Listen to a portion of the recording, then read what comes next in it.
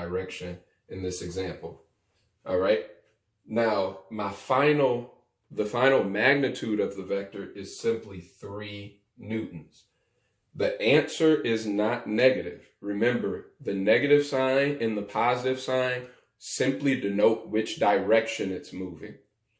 But the magnitude is simply the absolute value of your answer. So 3n pointing down. All right, great. So let's do one final example. This one we'll add a few more on.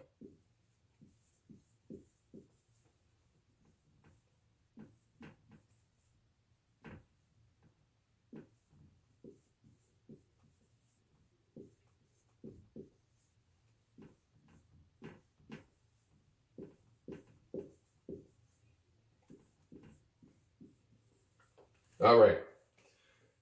So we jumped from very simple examples to a very complex example, but the principles at work are still the same. So don't let all the extra information cause you to freak out, okay? We're still going to treat it the same way as we did the other problems. We're going to look at our north and south. We're going to look at our east and west. We're going to look at our diagonals, okay?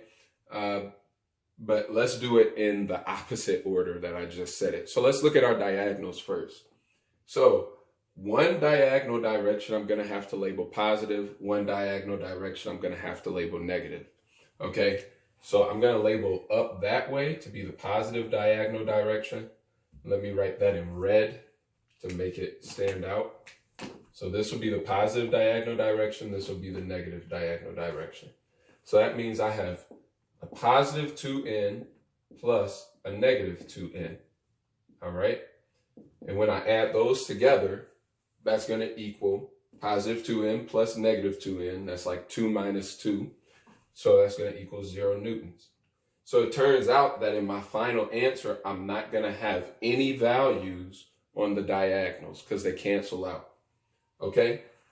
Now let's go ahead and work with our east and west values. So I'm going to go ahead and erase these because they cancel out.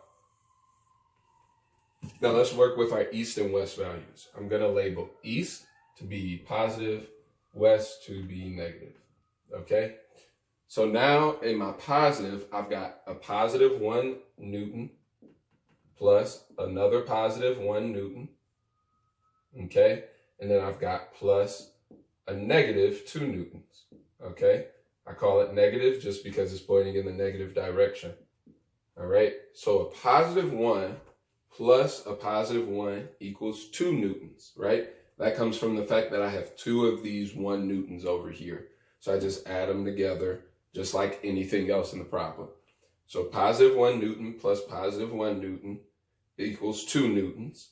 So 2 newtons plus negative 2 newtons is just like this right here. 2 newtons plus negative 2 newtons is going to equal 0 newtons. All right. So when I add everything up, east and west, I end up with 0, which means I can cancel both of those sides out. And we're not going to have a resultant vector there. So now finally, I'm going to label north positive and south negative. So I end up with positive 3 newtons plus a negative 4 newtons because my 4 is in the negative direction. So 3 newtons plus negative 4 newtons equals negative 1 newton. Okay, negative 1 newton. So that's the only combination that is left with something.